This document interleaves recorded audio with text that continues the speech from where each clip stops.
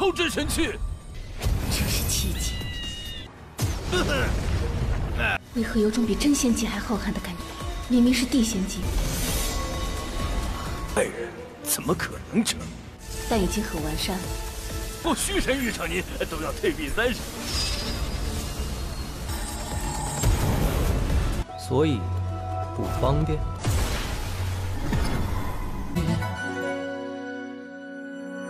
Halo guys, welcome back to Kobe Movie. Dan seperti biasa, habis Dewa Suyang kita lanjutkan Lord Lingfeng. Nah, kebetulan di part 227 hari ini kita semua bakal melihat Lingfeng sedang sibuk memurnikan harta bunga teratai murni. Tapi Lingfeng juga gak bakal mengeluarkan semua kekuatannya di hadapan semua orang guys. Kekuatannya sempat membuat para warga klan Qin panik, kira-kira kenapa tuh? Tapi yang pasti kerennya di akhir-akhir, selain Lingfeng yang menemui sesuatu benda langka, kita juga akan melihat kabar dari Tianqi si anaknya Lingfeng. Kemarin di komen kalian pada nanyain kan gimana nasib sang anaknya. Nah, kita bakal tahu di part kali ini. Jikalau berdasarkan part terakhir kita semua dipuaskan akan tindakan senior naga guntur yang membantu Lingfeng. Kemunculan naga guntur menghebohkan semua orang. Sampai-sampai leluhur klan Qin aja memberikan dia hormat guys. Jadi sekarang Lingfeng dipaksa untuk menjadi penguasa peri dari klan Qin dalam waktu sementara. Sungguh tidak disangka-sangka bukan? Sempat ditolak oleh Lingfeng tapi ujung-ujungnya dia terima juga guys. Lingfeng diperbolehkan menguasai semua sumber daya yang ada di sana. Dan sekarang dia mencari altar teratai kelas 12. Kira-kira ada apakah di dalamnya guys? So maka dari itu kita masuk ke intro ya guys.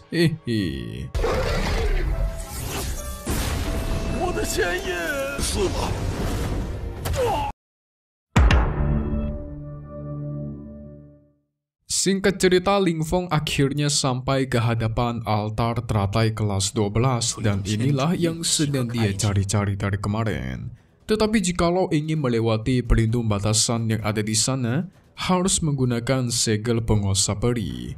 Lingfeng mengeluarkan segel penguasanya dan batasan itu langsung terbuka guys. Mudah sekali.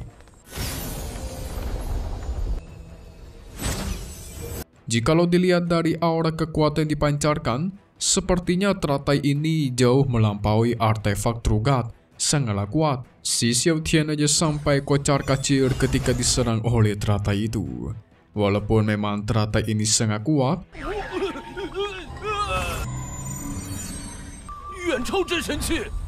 tapi nyatanya dia itu cumalah tiruan dari sebuah harta spiritual dunia primordial guys. Jadi yang aslinya itu jauh lebih kuat lagi. Api sejati yang berada di teratai ini sudah mencapai ke tingkat True Fairy. Kalau bisa menaklukkannya, maka si Lingfeng auto semakin overpowered.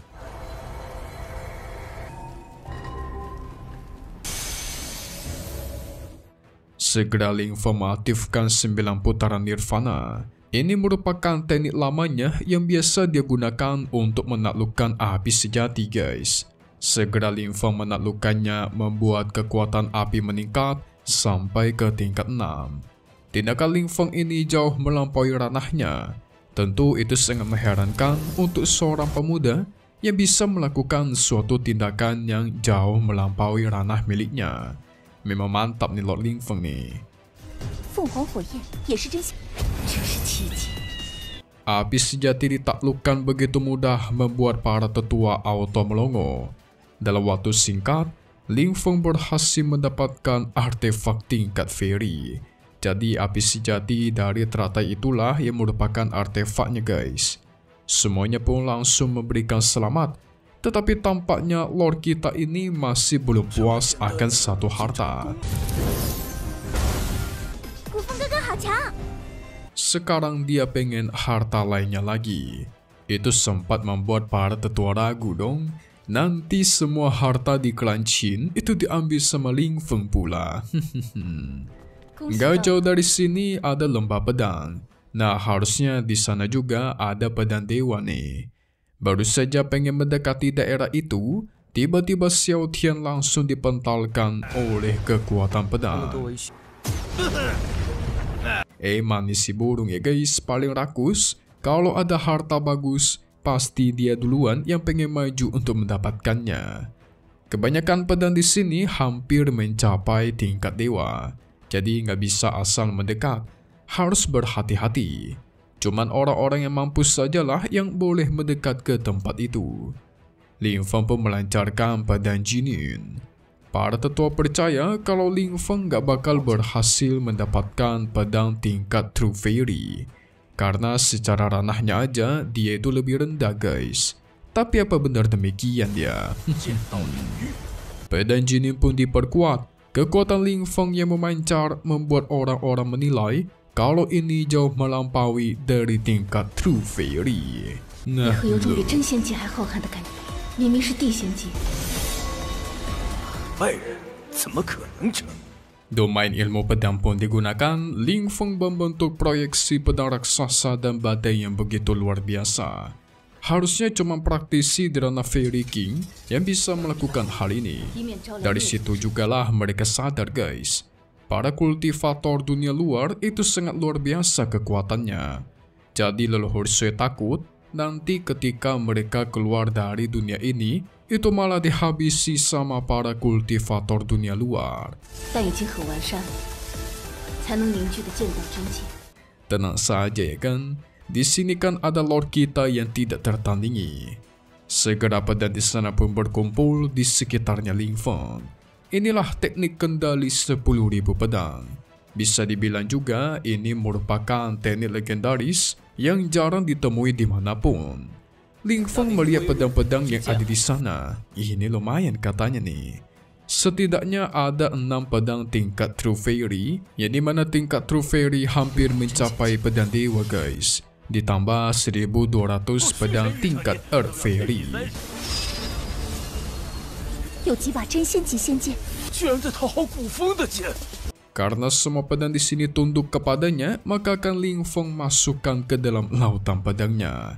Tentu para tetua klan Qin panik, meminta Ling Feng untuk menyisakan beberapa pedang. Nanti kalau diambil sama Ling Feng semua, bisa-bisa klan Qin gak ada harta pedang lagi dong. Benar juga ya. Ling Feng pun menurutinya dan menyisakan beberapa pedang. Tapi walaupun sudah dikasih beberapa pedang, para tetua ini nggak bisa menariknya guys. Lebih tepatnya mereka tidak mampu. Jadi penjelasannya seperti ini. Pedang tingkat atas biasanya itu memiliki kesadaran spiritual.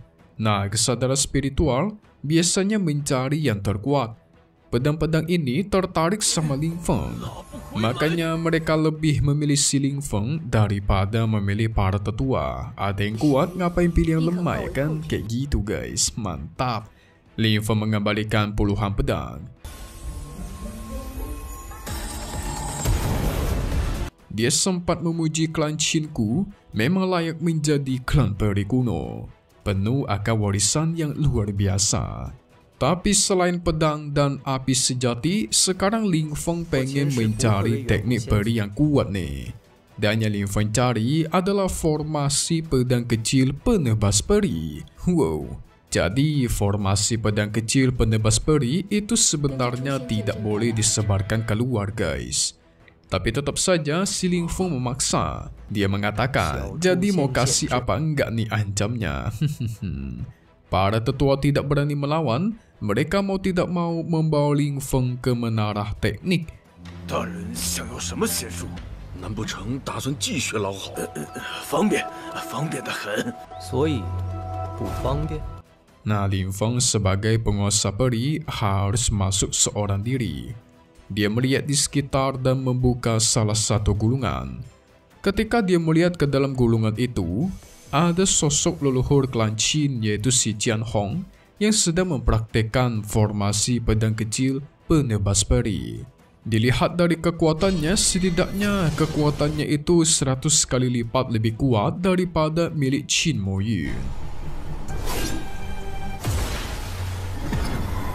Jikalau Ling Feng bisa menguasainya, maka pasti kekuatannya auto meningkat drastis. Wow, dapat teknik baru nih guys.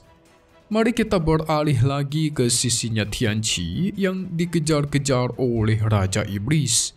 Akhirnya kita tahu gimana kabar si Tianqi ini. Si kuda cilin auto panik buka main melihat tuannya yang dikurung oleh sang iblis. Wah, bencana nih. Gimana cara dia lolos dari kejaran Raja Iblis coba guys? Tapi kalian sabar dulu, Mimin juga mau kasih tahu sedikit informasi soal istrinya Ling Feng alias Meng Qiangqiu. Kangen kan kalian kan? Oke, langsung saja untuk spoiler part 228 Wan Jie Tujun. Kita semua bakal melihat keluarganya Meng Qiangqiu mendapatkan berita yang buruk di mana Tianqi anaknya si Qiangqiu menghilang begitu lama dan tidak kunjung kembali. Itu membuat Qiangqiu auto panik, lemas tidak berdaya. Sang ayah pastikan untuk tenang saja. Dia seorang diri akan mencari keberadaan cucunya. Mereka berharap Tianqi aman dan selamat. Tenang. Ada bapaknya guys yang bakal melindungi dia nanti. Hehe.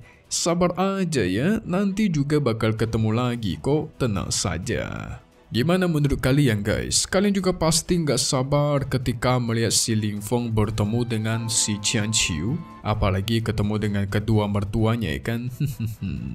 Apakah kedua mertuanya akan menerima Ling Feng? Secara si Qiangqiu itu bakal dijodohkan kepada tuan muda dari sekte lain. Wah, pasti ujungnya bakal bertarung dulu nih.